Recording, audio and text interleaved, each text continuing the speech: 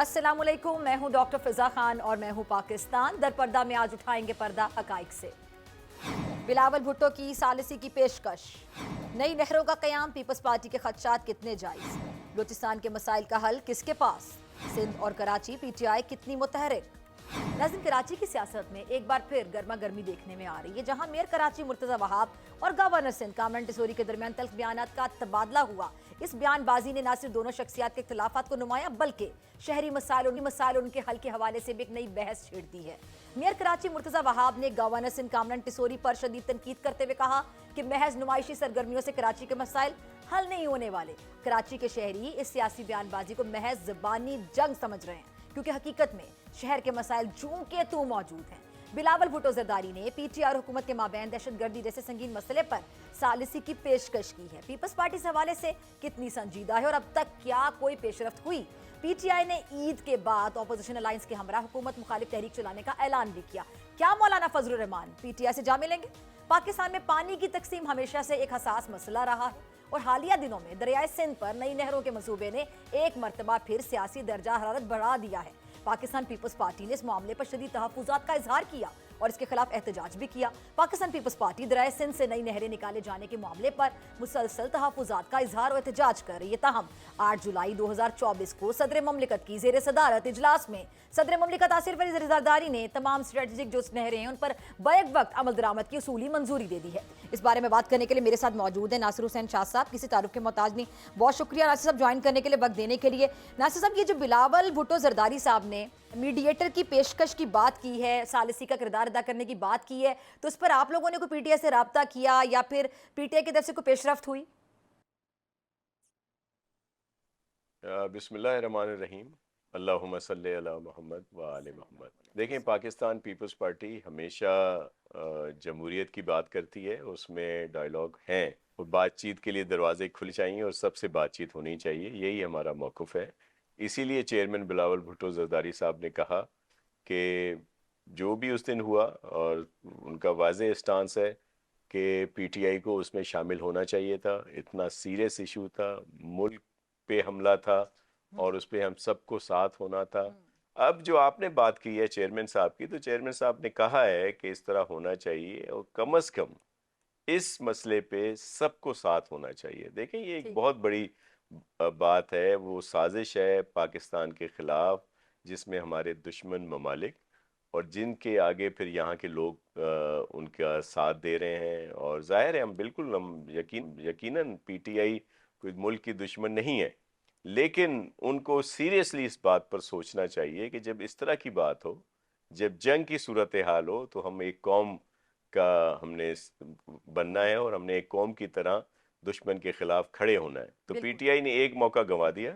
अब जिस तरह चेयरमैन साहब ने कहा है तो वो ज़रूर करेंगे, लेकिन आप देख लें कि उनकी तरफ से क्या बयानात आ रहे हैं। मुझे बड़ा अफसोस हुआ, एक दो बड़े सीनियर रहनुमा हैं उनके, और मैं वैसे उनका बड़ा एहतराम भी करता हूँ, लेकिन उनकी तरफ से आए जी हम उनकी बात क्यों माने, वो तो फरीक हैं, गवर्नमेंट के हैं। मतलब ये बजाय इसके कि उसको अप्रिशिएट किया जाता, उसको वेलकम किया जाता चेयरमैन साहब की इस बात को, इस ऑफ़र को, उन्होंने अभी से तनकीद करना शुरू कर दी। तो ये अलमिया है, वो पीटीआई की सोच है कि जो सिर्फ खान साहब के इर्द गिर्द घूमती है कि जी खान साहब हैं तो सब है। आपने उनकी रहनुमाओं का बयानात सुने होंगे जो कि जी खान नहीं तो ठीक है शाह मतलब साहब, क्या। अभी तो इन लोगों की तो सोच है थोड़ी सी मौलाना फजलुर रहमान साहब के भी इर्द गिर्द घूम रही है।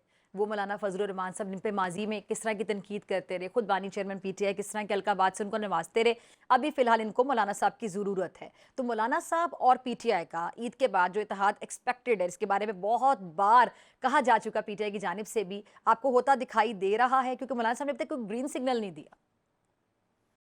देखिए, मैं तो डॉक्टर साहिबा आप भी इस पे ज़रूर नज़र रखिएगा। देखें, मौलाना साहब क्या कहते हैं, मौलाना साहब इलेक्शंस के ख़िलाफ़ हैं। जी जी। वो कहते हैं कि जी वहाँ पे बड़ी रिगिंग हुई।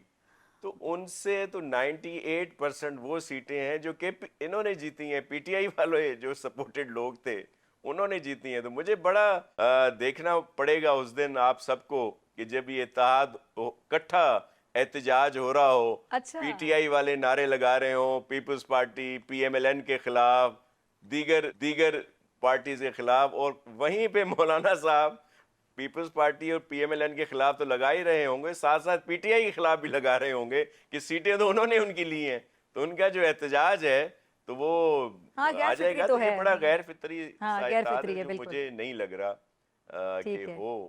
اور کیونکہ دیکھیں مولانا صاحب کچھ بھی کہہ لیں لیکن وہ ایک سینئر پولیٹیشین ہے، بالکل ہیں. میں ان کا بڑا احترام کرتا ہوں. انہوں نے آپ آج نے کل پی ٹی دیکھا آئی بھی احترام کرتی کہ ہے. وہ اس الائنس کا حصہ نہیں بنے اور وہ انہوں نے شامل ہوئے اور انہوں نے مکمل سپورٹ کی جو بھی اس وقت تھا کہ بھائی اگر دہشت گرد ہیں تو ان کے خلاف ہم نے مل کر لڑنا ہے. انہوں نے کوئی ایسی بات نہیں کی کہ جس میں کوئی نفی کی بات سامنے آئے. اعلامیے سب نے اپنے اپنے طور پر کیے ہیں لیکن اس میں بھی وضاحت سے ہے کہ دیکھیں ہم سب کے لیے پاکستان سب سے اہم ہے. پاکستان ہے بالکل. تو ہم سب ہیں. بالکل. یہ سیاسی چیزیں بھی ہوتی رہیں گی، کوئی وزیر اعظم بنے گا، کوئی کچھ اور بنے گا، یہ سلسلہ چلتا رہے گا، لیکن ہمارا ملک ہمارے لیے سب سے اہم ہونا چاہیے، باقی سب چیزیں سیکنڈری ہوں اور یہ سب کا ایک اصولی فیصلہ ہو.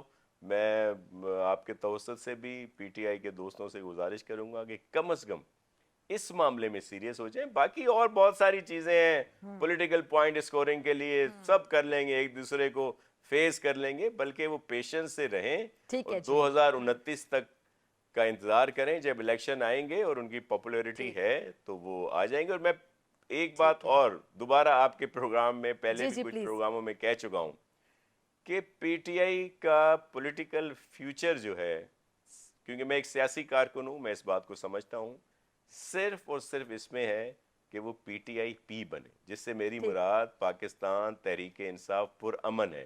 میں کوئی فریکشنز کی بات نہیں کر رہا. یہی پی ٹی آئی اپنا انداز سیاست بدلے. ٹھیک ہے. یہ جو انتہا پسندی کی، شدت پسندی کی، بدتمیزی کی ادارے ہوں، جو بھی ہوں، بس ہم حکومت میں ہیں تو سب ٹھیک ہے، نہیں ہے. آپ نے جی دیکھا چلیں. کہ نو کانفیڈنس کے وقت جب دیکھا گورنمنٹ جا رہی ہے تو جو بھی کیا، پھر اسمبلیاں توڑنے کی کوشش کی، پھر اچھی بھلی 2 پروونشل اسمبلیز چل رہی تھیں ان کو توڑ دیا. سارا کچھ اپنی ذات کے ارد گرد نہیں ہونا چاہیے. ان کے سامنے مثالیں ہیں، نظیریں ہیں، ایگزامپلز ہیں. دیکھیں پیپلز پارٹی کے ساتھ کبھی بھی کسی الیکشنز میں کوئی بھی رعایت نہیں کی گئی، بلکہ ہمیشہ ٹف ٹائم دیا گیا. 88 سے لے کے، اگر آپ پرانی چھوڑ بھی دیں، 88 سے لے کے دیکھیں، 97 صرف 18 سیٹیں تھیں پورے ملک میں ہمارے پاس. چلے لیکن پھر بھی 3 بار حکومت پیشنس تو رہی نا. 88 میں پیپلز پارٹی کی حکومت بنی جب بینظیر بھٹو صاحبہ پہلی بار وزیر اعظم بنی، بلکہ میرے خیال سے اعزاز پیپلز پارٹی کو حاصل ہے کہ کسی بھی اسلامک ملک کی پہلی خاتون وزیر اعظم کا اعزاز پیپلز پارٹی کی بینظیر بھٹو صاحبہ کو، ہمارے پاکستان کی خاتون بینظیر بھٹو صاحبہ کو حاصل ہے. اس کے بعد پھر آپ کی 93 میں حکومت بنتی ہے، 2008 میں بھی. چلے آگے چلتے ہیں. خیر ابھی بھی آپ حکومت کے ساتھ ہی ہیں، آپ لوگوں کے بغیر حکومت نہیں ہو سکتی تھی، اتحادی ہیں آپ، تبھی آپ لوگوں پہ تنقید بھی ہوتی ہے. اچھا یہ جو ابھی معاملہ، ابھی تو ہم پی ٹی آئی کی مولانا صاحب کی بات کر رہے تھے، یہ ابھی میئر کراچی جو ہیں مرتضیٰ وہاب صاحب، ان کو کیا ہو گیا ہے ناصر صاحب؟ وہ بڑی تنقید کر رہے ہیں گورنر سندھ کامران ٹیسوری صاحب پر. یہ کیا معاملہ ہے، یہاں تک کیوں پہنچ گئے؟ دیکھیں میرے لیے دونوں قابل احترام ہیں اور ہر کسی کو اپنے اپنے ڈومین میں کام کرنا چاہیے. اور بالکل، اگر لیکن کر نہیں رہے نا. ہمیں تو اگر صرف پورے سندھ کی بات ہے تو ہم پورے سندھ میں خدمت کر رہے ہیں، اور کراچی میں بھی کام ہو رہے ہیں اور ان کو مزید بہتر ہونا چاہیے. اچھا یہ بتائیے کہ شاہ صاحب جو نہروں کا معاملہ ہے، یہ معاملہ جو ہے اس پہ اتنے زیادہ جو تحفظات ہیں، پھر ایک سوال یہ اٹھایا جا رہا ہے کہ صدر آصف علی زرداری صاحب نے خود منظوری دی ہے، پھر یہ معاملہ یہاں تک کیوں پہنچا ہوا ہے؟ اچھا دیکھیں، یہ بڑا کنفیوژن ہے اور جو بہت ہی ایک مسپرسپشن پھیلایا جا رہا ہے کہ جی زرداری صاحب نے تو اپروو کر دیا تھا. پریزیڈنٹ صاحب اتھارٹی نہیں ہے، ویسے تو ہمارے پریزیڈنٹ ہیں، ہمارے سب کچھ ہیں پریزیڈنٹ آصف علی زرداری صاحب، لیکن جو قانونی طور پر، آئینی طور پر وہ اتھارٹی نہیں ہے کہ کسی چیز کا اپروول دیں، اور نہ ہی انہوں نے اپروول دیا ہے. انہوں نے کہا کہ جی صوبوں کے پاس بھیج دیں جو بھی آپ کے یہ پروجیکٹس ہیں. ظاہر ہے صوبوں کے اس پہ فیڈ بیک آئے گا، لیکن اس پہ آپ کے علم میں ہے کہ پانی کا بڑا سینسٹیو ایشو ہے اور نہروں کا بہت ہی سینسٹیو ہے، اور پہلے بھی مسٹرسٹ رہا ہے یہاں پہ. اور پھر دریائے سندھ پہ کوئی نہر جو ہے نئی قبول نہیں. اس کی میں ایک وجہ بھی آپ کو بتا دوں، پنجاب ہمارا ہے. میں نے آپ کو بات کی پیپلز پارٹی کے لیے سب سے اہم پاکستان ہے، اور پاکستان ہے تو ہم سب ہیں، لیکن ایشو کیا ہے؟ ایشو یہ ہے کہ پانی کم ہے، اور پانی اگر کم ہے اور پھر آلریڈی لوگوں کو شکایات ہیں، لوگ فصلیں نہیں کر سکتے، بہت سارے علاقوں میں جب ایکیوٹ شارٹیج ہوتی ہے، جس طرح اس وقت کا ڈراؤٹ کا لگ رہا ہے کہ جی سامنا ہے، پانی کی شارٹیج ہے چاروں صوبوں میں جو بھی ڈسٹریبیوشن ہوئی ہے، تو اس صورتحال میں نئی نہریں جو ہیں، تو جو آپ کے سرسبز علاقے ہیں، کیا آپ ان کو غیر آباد کرنا چاہتے ہیں؟ میں آپ کو یہ بھی بتا رہا ہوں کہ یہ صرف سندھ کے لیے احتجاج نہیں ہے، ہمارا احتجاج پنجاب کے لیے بھی ہے۔ پنجاب میں بھی بہت سارے علاقوں میں پانی چاہیے، پنجاب کے جو سرسبز علاقے ہیں وہ بھی غیر آباد ہو جائیں گے۔ بلکہ میں آپ کو ایک بات کہوں جو آپ چیک کر سکتی ہیں کہ جب یہ پروپوزل آیا تھا تو پی این ڈی کا جو ڈپارٹمنٹ ہے، پلاننگ اینڈ ڈیولپمنٹ، جو وفاقی ادارہ ہے، انہوں نے کہا کہ اس وقت جو صورتحال ہے پانی کی، اگر آپ کوئی نئی نہریں بنائیں گے، نئی ڈسٹریبیوشن کریں گے، تو جو پنجاب کا زرخیز علاقہ ہے، کیا آپ اس کو برباد کرنا چاہتے ہیں؟ یہ آن ریکرڈ ہے کہ پانی پہلے ہی نہیں ہے۔ اگر آپ پھر اس کے اوپر نئی کوئی دیکھیں، پاکستان کی ترقی کے لیے سندھ حاضر ہے۔ ہم اگر چلیں، میں کہتا ہوں کہ بھئی ایگریکلچر ہی کرنا ہے تو سندھ کی زمینیں موجود ہیں نا، اور جب پانی ہوگا تو آباد ہوں گی۔ K4 جو منصوبہ ہے وہ کس حد تک مکمل ہو گیا ہے اور عوام اس سے کب تک مستفید ہو سکے گی؟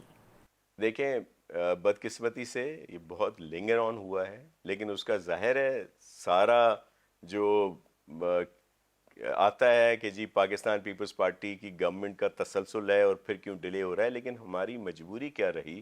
میں آپ کو فیکٹس اور فگر بتا رہا ہوں کہ جب یہ پروجیکٹ کنسیو کیا گیا اس وقت بھی اس کو پراپر نہیں، پھر بعد میں اس کو بڑھتا گیا، پھر مختلف اس میں رکاوٹیں آئیں، بلکہ ایک رکاوٹ میں آپ کو ڈیٹ وائز بتا دیتا ہوں کہ 2018 اور 18 یا 17 اکتوبر تھا، یا کوئی ایک گورنر ہاؤس میں میٹنگ ہوئی جس میں خیر سے ہمارے محترم جو اس وقت کے پرائم منسٹر صاحب تھے، خان صاحب، انہوں نے اس کو پریزائڈ کیا۔ ان کو غلط بریفنگ دی گئی، اس میں ہمارے محترم سی ایم صاحب بھی تھے، اس میں غلط بریفنگ دی گئی کہ جی یہ پروجیکٹ جو ہے یہ اتنا زیادہ انہوں نے بڑھا کے کر دیا ہے، اور یہ دیکھیں اس میں تو بڑی کرپشن ہے، اس میں تو یہ ہے وہ ہے، بہت کچھ کہا۔ انہوں نے کہا جی اس کو روک دیں اور اس کو ہم لوگ جو ہے نا فیڈرل گورنمنٹ جو ہے وہ خود کرے گی۔ اس کے بعد کیا ہوا؟ 2 سال گزر گئے۔ 2 سال کے بعد وہی پروجیکٹ انہی خان صاحب نے جو اس وقت کی جو بھی پروجیکٹ کی کاسٹ تھی اس سے 3 گنا زیادہ کر کے اپروو کرنے پڑے انہیں، اور انہوں نے کہا جی اب شروع کر دیں۔ اب وہ ظاہر کام شروع ہے، اور جو سندھ گورنمنٹ کے حصے کا کام ہے وہ ہم نے کر لیا ہے اور ہم کر رہے ہیں۔ جو آگمنٹیشن کا ہے، یا جو ہم نے لینڈ دینی تھی، یا جو ہم نے اپنا حصہ دینا تھا وہ ہم دے رہے ہیں۔ اس پہ ابھی بہت تیزی سے کام شروع ہے، اور انشاءاللہ بہت جلد وہاں سے پانی کراچی کو ملنا شروع ہو جائے گا۔ اور اس کے ساتھ ساتھ سندھ گورنمنٹ نے اپنے دیگر ذرائع بھی شروع کیے ہیں۔ ہب ڈیم والی جو ہماری سورس ہے اس کو بہتر کیا جا رہا ہے، اس کو ایکسپینشن اس کی جا رہی ہے، اس کو تاکہ وہاں سے زیادہ پانی لے سکیں، اور بھی بہت سارے اس طرح کے پروجیکٹ ہم کر رہے ہیں۔ ٹھیک ہے ناصر حسین شاہ صاحب، بہت شکریہ آپ کے قیمتی وقت کے لیے۔ ناظرین آپ سے ملاقات ہوگی بریک کے بعد۔ ویلکم بیک ناظرین۔ بلوچستان کی جو صورتحال ہے آپ سب کے سامنے ہے کہ وہاں کے جو معصوم لوگ ہیں، جو بہت زیادہ انٹلیکچوئل نہیں ہیں، پڑھے لکھے نہیں ہیں، ان کی ذہن سازی کیسے کی جا رہی ہے، اور بہت سے جو حقائق ہیں جو بہت سے لوگ تو سمجھ چکے ہیں، لیکن کچھ لوگ ہیں جن تک حقائق ابھی تک پوری طرح سے نہیں پہنچ پائے ہیں۔ مہارنگ بلوچ صاحبہ کی جو گرفتاری ہے اس پر جو لوگوں کی ایک رائے ہے اس پہ بھی بات کریں گے۔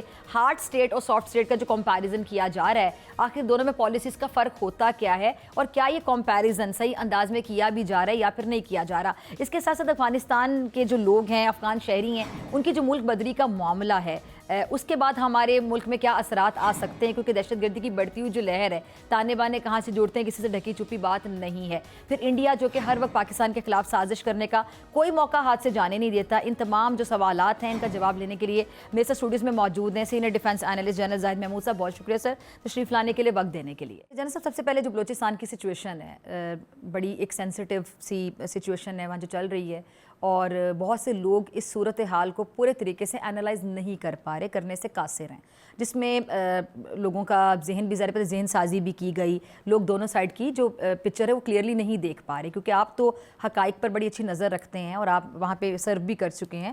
تو آپ کو کیا لگتا ہے کہ یہ جو معاملہ ہے اتنا طول جو پکڑا، اور جو مہارنگ بلوچ کی گرفتاری کے حوالے سے خاص طور میں بات کروں تو اب اس کی گرفتاری عمل میں آئی تو وہ تو اسٹیٹ کے لیے بہت پہلے سے بھی چیلنج بنی ہوئی تھیں.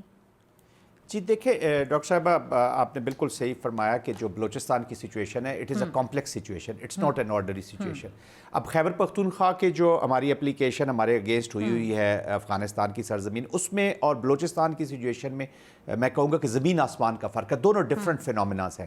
گو کہ جو اپلیکیشن ملیٹریلی ہمارے اگینسٹ ہو رہی ہے وہ فتنہ الخوارج, BLA, BRA, یہ وہی فٹ آن گراؤنڈ ہے. ان کی کلیبریشن ضرور ایک امبریلا کے نیچے کی گئی, افغانستان کی عبوری حکومت کے نیچے انہوں نے سپورٹ کی. اور plus of course we need to understand کہ ایک پوری اسٹیٹ کھڑی ہے انڈیا کی, اس کی سوچ کھڑی ہے, اس کی اسٹریٹجی کھڑی ہے, اس کی اپلیکیشن کھڑی ہے, کیونکہ اس نے اس ہائبرڈ کی ایک ڈکلیئرڈ وار ہے. دس از اے ڈکلیئرڈ وار میں کہوں گا, کیونکہ بڑے پروناؤنسلی آپ نے دیکھے ہوں گے ان کے بیانات, وہ اس کو کلیم کرتے ہیں کہ what ever is happening in Balochistan, اور اس کے ساتھ اتھینٹیکیٹ ہم اس کو کرتے ہیں. آپ دیکھ رہے ہیں کہ جو کلبھوشن یادو ہمارے پاس موجود ہیں, اور اب بھی ایک نئے کریکٹر کا ایک ذکر ہو رہا ہے ایران میں بیٹھے ہوئے, تو جوشا صاحب کا ان کا ذکر ہو رہا ہے کہ وہ کر رہے. تو یہ وہ ثبوت ہیں جو سامنے پڑے ہوئے ہیں کہ ایک پوری اسٹیٹ کی تھنکنگ لگی ہوئی ہے.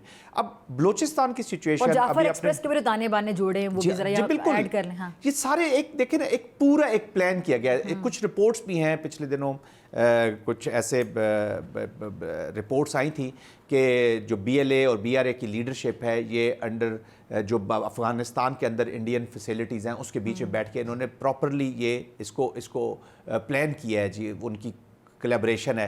پھر ابھی ہم جو جوشا صاحب کا ذکر کر رہے ہیں, ایک نیا کریکٹر سامنے آیا ہے, یہ ایران میں بیٹھے ہوئے ان چیزوں کو کر رہے ہیں. تو of course there are news. اب دیکھیں اس کو کنفرم کرنا ہے پاکستان نے, یا جو بھی پریشرز ڈالنے اپنے نیبرز کے اوپر, خاص طور پہ افغانستان ایران کے ساتھ ہمیں ذرا کلیبریشن کرنی ہوگی, بات چیت کو آگے بڑھانا ہوگا, اور ان ایلیمنٹس کا وہاں سے دیکھنا ہوگا. ابھی آپ نے جو سوال کیا ہے مہرنگ کا, مہرنگ کو اتنا عرصہ دیکھیں, مہرنگ جو ہے وہ تقریباً 1-1.5 سال سے ہم دیکھ رہے ہیں کہ وہ ایک پاکستان کے بارے میں ان کا ایک سٹانس ہے.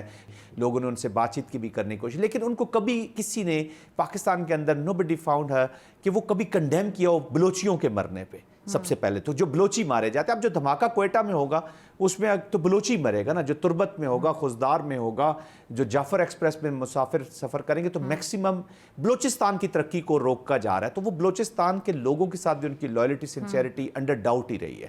اب وہ جو مرضی کلیم کر لے, لیکن پریکٹیکلی کیونکہ فیئرز اتنے زیادہ کریٹ کیے گئے ہیں کہ شاید ایک میجورٹی کو میں دیکھتا ہوں کہ بلوچستان کی میجورٹی خاموش ہے, وہ اپنے آپ کو ایکسپریس نہیں کر پا رہی. اور ایک طرف تناؤ ہے, ان کے سیکیورٹی کی سچویشن ہے. لیکن جعفر ایکسپریس کا جو انسیڈنٹ ہوا ہے, جو ان کی گرفتاری کی طرف چلا گیا ہے, اس میں ان کا ڈائریکٹ جو لاشیں انہوں نے اٹھانے کی کوشش کی ہے ہاسپٹل کے بیچ میں سے, تو یہ وہ ٹیررسٹ تھے جو مارے گئے, جن کا DA ہونا تھا, اور ثبوت لینے تھے, اور کنیکشن جڑنے تھے, ان کے سپورٹرز ابیٹرز کا پتہ چلنا تھا. تو یہ وہ چیزیں تھیں جو اسٹیٹ کی فنکشننگ میں, جو لا اینڈ آرڈر کی سچویشن پھر کریٹ ہوئی ہے, جو اسٹیٹ کی فنکشننگ ہے, جو ثبوت اکٹھے کرنے ہیں, جو ایویڈنس لینا ہے, اس کو روکنے کی کوشش کی گئی ہے. ان ٹیررسٹ کو لگتا ہے کہ جیسے ایک پروٹیکشن دینے کی کوشش کر, ان کو ہیرو بنانے.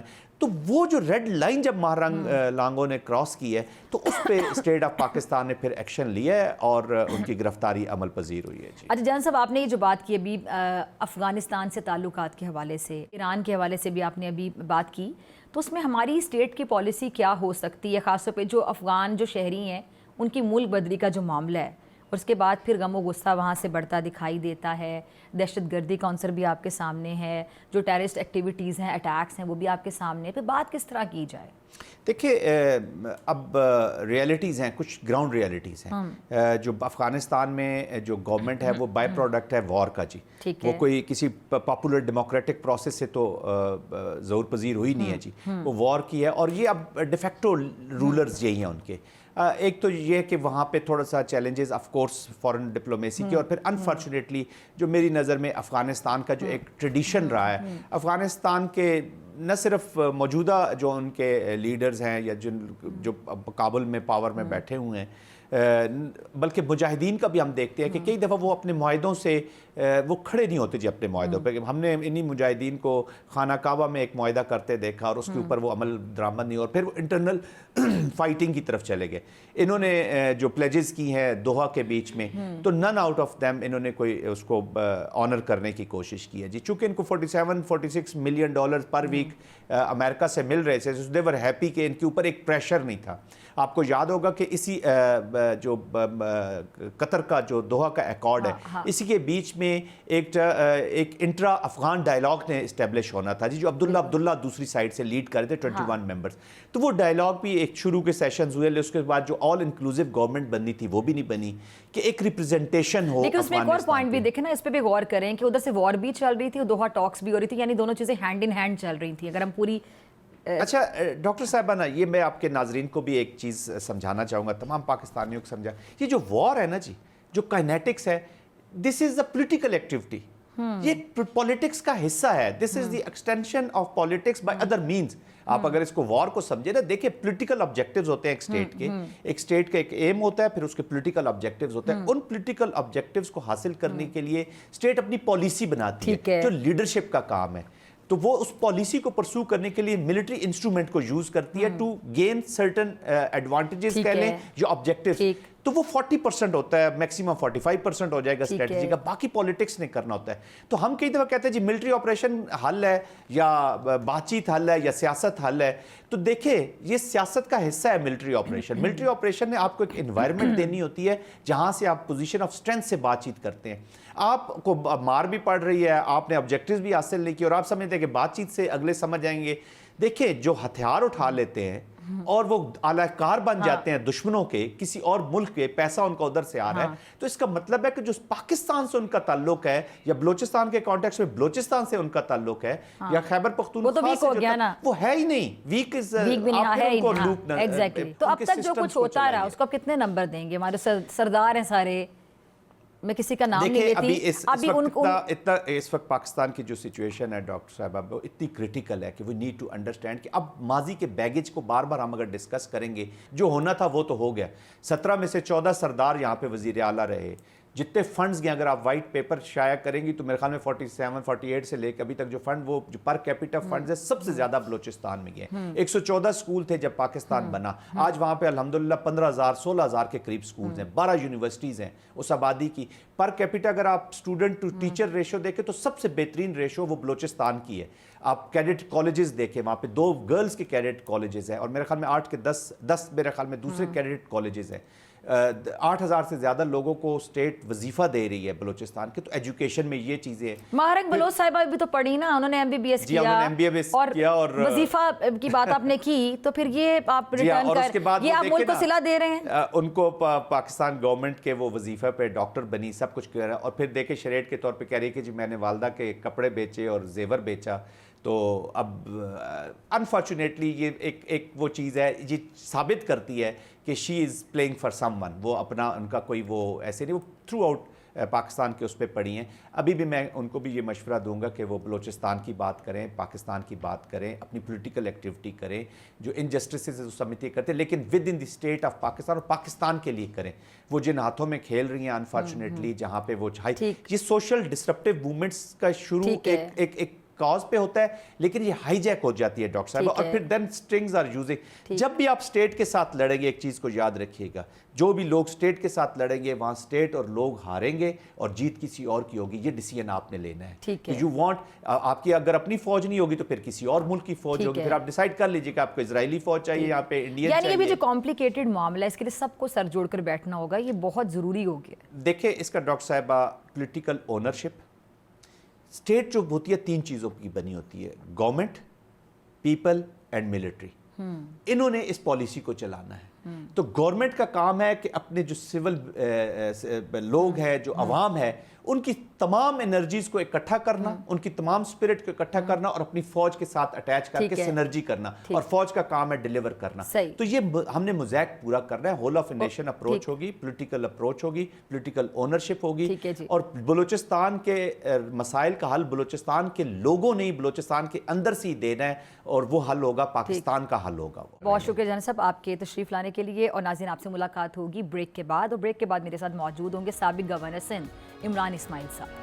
ویلکم بیک ناظرین. اس وقت میرے ساتھ موجود ہیں سابق گورنر سندھ عمران اسماعیل صاحب, اور ان کا تعارف صرف یہی نہیں کہ گورنر سندھ یہ رہ چکے ہیں بلکہ بانی چیئرمین پی ٹی آئی کے پرانے ساتھیوں میں سے بھی ہیں, لیکن ابھی فی الحال ظاہری بات ہے ان کے ساتھ نہیں ہیں پارٹی چھوڑنے کے بعد. بہت سی باتیں کراچی کے جو حالات ہیں اور گورنر اور جو میئر کے آپس میں ایک نوک جھوک چل رہی ہے, جی ادھر سے ایک پتھر مارا جاتا ہے اور اینٹ کا جواب پتھر سے دیا جاتا ہے, ان سب پہ ان کی رائے لیں گے. جی بہت شکریہ عمران صاحب وقت دینے کے لیے, جوائن کرنے کے لیے. عمران صاحب آپ گورنر سندھ بھی رہ چکے ہیں, تو سب سے پہلے تو میں یہ جاننا چاہوں گی ابھی جو گورنر کامران ٹسوری اور میئر کراچی کے درمیان ایک نوک جھوک چل رہی ہے, بحث چل رہی ہے, تنقید, اور اب تو معاملات یہاں تک آ گئے کہ جی یہ معاملہ انہوں نے اللہ پہ چھوڑ دیا, تو یہ کیا اتنی زیادہ جو ان کے درمیان میں ٹسل چل رہی ہے, آپ کو لگتا ہے کہ واقعی اتنا سنجیدہ معاملہ ہے, اور کیا واقعی گورننس کے اتنے ایشوز ہوتے ہیں کہ گورنر اتنی جو شکایات لگا رہے ہوتے ہیں, کیا واقعی وہ بے بس ہوتے ہیں, لاچار ہوتے ہیں, بے اختیار ہوتے ہیں؟ بسم اللہ الرحمن الرحیم. دیکھیے بات یہ ہے کہ مرتضی وہاب جو کر سکتے تھے کراچی کے لیے انہوں نے کیا نہیں, اور کیونکہ سندھ گورنمنٹ بھی ان کی ہے, وہ خود بھی اس پارٹی سے تعلق رکھتے ہیں, اور فنڈز کی کمی بھی نہیں ہے, اختیارات کی کمی بھی نہیں ہے, لیکن پھر بھی کراچی کی طرف توجہ کم رہی مرتضی وہاب کی اور سیاست میں زیادہ رہی. اور ویری انفارچونیٹ کہ کراچی کا بیٹا ہونے کے باوجود, مرتضی وہاب اتنی امپورٹنٹ پوزیشن پر ہونے کے باوجود وہ کراچی کے لیے کام نہیں کر سکے جس کی ان سے توقع کی جا رہی تھی. دوسری بات یہ کہ گورنر کا کوئی اختیار نہیں ہے یا کوئی حق نہیں ہے کہ وہ ایگزیکٹو معاملات میں دخل کرے, مداخلت کرے. میں گورنر رہا, میری ساری ٹائم پہ میری کافی ٹسل بھی چلی چیف منسٹر کے ساتھ, اور وہ بھی بار بار مجھے یہ سمجھاتے رہے کہ آپ کا اختیار نہیں ہے کہ آپ مداخلت کریں اس میں, لیکن میری تھوڑی بہت جو بھی مداخلت یا اختیار چل رہا تھا وہ اس وجہ سے چل رہا تھا کہ میں وزیر اعظم کے قریب تھا, اور سارے وفاقی وزراء جو ہیں وہ گورنر ہاؤس میں آتے تھے, اور وہ لوگوں کے جو ان کے فیڈرل لیول پہ جو مسائل تھے ان کو حل کرنے کے لیے وہاں پر بیٹھتے تھے, اور جتنی اتھارٹی میں ڈرائیو کر رہا تھا وہ وزیر اعظم سے کر رہا تھا. ادروائز گورنر کا تو کوئی اختیار نہیں ہے کہ وہ ایگزیکٹو اتھارٹی میں, تو لیجسلیٹو معاملات کو دیکھتا ہے, کانسٹیٹیوشن معاملات کو دیکھتا ہے, اس کا سربراہ ہوتا ہے, وہ اس کو دیکھنا چاہیے. یہ میں نے بڑے عرصے میں ریئلائز کیا, اور مجھے امید ہے کہ کامران ٹسوری بھی اپنے جانے سے پہلے ریئلائز کر لیں گے اس چیز کو کہ ان کو اس میں ایگزیکٹو میں مداخلت نہیں کرنی چاہیے. نہیں تو جب معاملات اتنے کلیئر ہیں, سوری میں آپ کی بات کاٹ رہی ہوں, جب آپ کو بھی پتہ ہے کہ ان کے اختیارات کیا ہیں, ان کے اختیارات کیا, گورنر کے کیا اختیارات ہو سکتے ہیں, میئر کا کیا کام ہو سکتا ہے, جو آپ نے کہا کہ ان کی پرفارمنس اتنی سیٹسفیکٹری نہیں ہے, تو پھر یہ بحث کیوں ہے, یہ معاملہ یہاں تک پہنچا کیوں؟ یہ دیکھیں نا, اب ہر چیز میں اگر مداخلت ہوگی کہ جی پولیس میرے حوالے کر دیں, گورنر صاحب کو کبھی خیال آ جاتا ہے کہ پولیس میرے حوالے کر دینی چاہیے, کبھی وہ کہتے ہیں کے ایم سی میرے حوالے کر دیں تو میں ٹھیک کر دوں گا.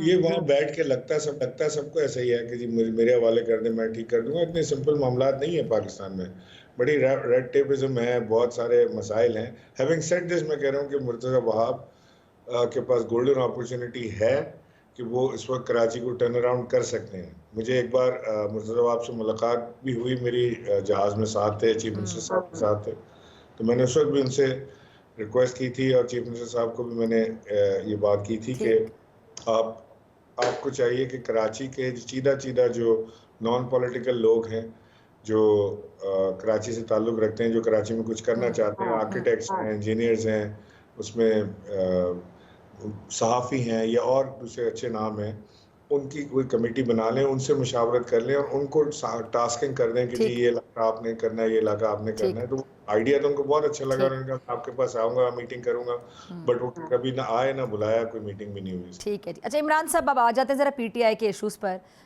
پی ٹی آئی میں آپ پرانے ساتھیوں میں سے تھے, اور میں آپ کی دکھتی رگ پہ پاؤں نہیں رکھ رہی, لیکن صرف آپ کو یہ آپ سے ایک سوال پوچھنا چاہ رہی ہوں جس سے مجھے بیک گراؤنڈ دہرانا پڑ رہا ہے کہ آپ جیسے تو ساتھی ہیں, ان کو پھر کارنر ہونا پڑا یا جو بھی معاملات تھے, اور یہ سلسلہ بڑے تسلسل سے جاری ہے. پی ٹی آئی میں کچھ اور کنسسٹنسی سے جاری ہو یا نہ ہو، لیکن جو وفادار لوگ ہیں ان کو دودھ میں سے بال کی طرح نکالنا، یہ سلسلہ بڑے تسلسل سے جاری ہے. ابھی حال ہی میں شیر افضل مروت صاحب، ان کے ساتھ جو ہوا وہ بھی آپ کے سامنے ہے. جو بھی اس پارٹی کا ساتھ دیتا ہے مشکل وقت میں، اس کو مسائل کا سامنا کیوں کرنا پڑتا ہے؟ یہ کیا نفسیات ہے اس پارٹی کی؟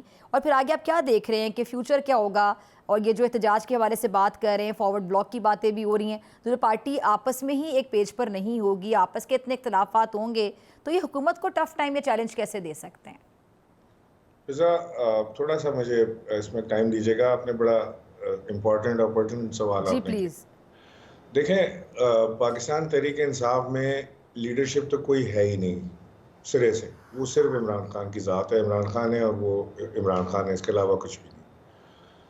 پی ٹی آئی اٹ سیلف بھی کچھ چیز حیثیت نہیں رکھتی جب تک عمران خان ہے. پی ٹی آئی ہے. جب عمران خان کو مائنس آف کرنے کی بات کرتے ہیں تو پی ٹی آئی ختم ہو جاتی ہے حیثیت. کوئی کتنا فارورڈ بلاک بنا لے، کوئی جو مرضی کر لے، پاکستان تحریک انصاف میں دوسری لیڈرشپ نہیں ہے. انفارچونیٹلی یا فارچونیٹلی یہ پی ٹی آئی کا ایک خاصہ ہے. دوسری چیز یہ کہ اب عمران خان صاحب جیل چلے گئے. ہم لوگ جو خان صاحب کے قریبی رفقا تھے ان سے پارٹی چھڑوا دی گئی.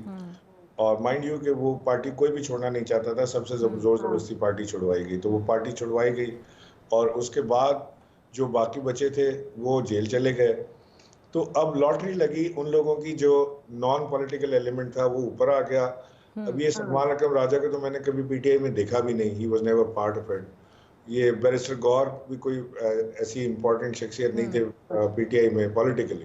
ویسے تو اپنے فیلڈ میں تو امپورٹنٹ ہوں گے لیکن پولیٹیکلی واز ناٹ امپورٹنٹ. اور یہ شبلی فراز اور یہ وغیرہ سارے، اب ہم ان کو دیکھتے ہیں کہ یہ اپنی گدی بچا رہے ہیں. پی ٹی آئی میں دو طرح کے اس وقت ایلیمنٹس موجود ہیں.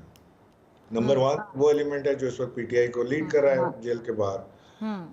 وہ ایلیمنٹ جو ہے وہ سمجھتا یہ ہے، ان کے ایکٹ سے مجھے لگتا ہے، میں تہمت نہیں کسی پہ لگانا چاہتا لیکن ان کے ایکٹ سے یہ لگتا ہے کہ جب تک عمران خان جیل میں ہے ان کی موج ہے. تو لہٰذا وہ پارلیمنٹری بینیفٹس بھی انجوائے کر رہے ہیں، وہ سینٹ بھی انجوائے کر رہے ہیں، وہ کمیٹیاں بھی انجوائے کر رہے ہیں. وہ عمران خان کے لیے دھرنے بھی نہیں نکال رہے، عمران خان کے لیے جلوس بھی نہیں نکال رہے، وہ احتجاج بھی نہیں کر رہے. ٹویٹ کر کے اپنا فرض پورا کر لیتے ہیں، پبلک میں بھی عزتیں سمیٹ رہے ہیں اور ویسے بھی موج ان کی لگی ہوئی ہے. دوسرا ایلیمنٹ جو ہے پی ٹی آئی کا وہ ہے جو پاکستان سے باہر بیٹھا ہوا ہے. انہوں نے یوٹیوب چینلز کھول لیے ہیں، وہ صبح شام برا بلا کہتے ہیں اور اپنی سبسکرپشن میں اضافہ کرتے ہیں اور ان کو ہر ایک کو 20, 25, 30 ہزار $40,000 مہینے کی آمدنی شروع ہو گئی ہے. تو وہاں موج لگی ہوئی ہے. تو عمران خان کے آنے سے وہ بھی بند ہو جائے گا، یہ بھی بند ہو جائے گا. سو ایک چیز پہ تو مجھے لگتا ہے کہ کنسنسس ہے کہ عمران خان صاحب جیل میں جتنا زیادہ رہیں اتنا اچھا ہے سب کے لیے. یہ ان لوگوں کی میں بات کر رہا ہوں. اب ہم جیسے لوگ جو ہیں وہ آواز اٹھاتے ہیں تو ان کو برا لگتا ہے. اب آپ دیکھیں کہ سلمان اکرم راجہ صاحب نے کل بتایا اپنی محنت جدوجہد کا، انہوں نے بتایا کہ جی وہ انہوں نے رات کے 2 بجے تک انہوں نے میٹنگ اٹینڈ کی اور اس کے بعد انہوں نے بڑے اہم فیصلے کیے جو ملک کی سلامتی اور امور کے متعلق تھے. اب آپ فیصلے کرنے والے ہیں کون؟ ابھی آپ کے فیصلے سن کون رہا ہے؟ آپ تو کوئی فیصلہ نہیں کر سکتے. آپ کا تو فیصلہ ایک ہونا چاہیے کہ عمران خان کو جیل سے کیسے باہر نکالیں. وہ چھوڑ کے آپ ساری دنیا کے فیصلے کرتے پھر رہے ہیں. اب میں یہاں بیٹھ کے روس اور امریکہ کی جنگ کا فیصلہ کروں رات 2 بجے تک میٹنگ کر کے، اس سے کیا حاصل ہوگا؟ وہاں تو کوئی فرق ایگزیکٹلی. چیزیں. اچھا، شبلی فراز کا آپ نے جو ذکر کیا عمران صاحب، میں چاہتی تھی آپ کی بات مکمل ہو، میں آپ کو انٹرپٹ نہیں کرنا چاہ رہی تھی. شبلی فراز سے شیر افضل مروت بھی میرے پروگرام میں غالباً بات کہہ کے گئے ہیں پچھلے ہفتے، اور جتنے لوگوں سے بات ہوتی ہے جو پی ٹی آئی کے لوگ ہیں اکثر شبلی فراز سے، فواد چودھری نے بھی اگر مجھے غلط نہیں ہو یاد ہے کہ انہوں نے بھی گلہ کیا، تو پھر شبلی فراز سے لوگوں کو بہت مسئلہ ہے.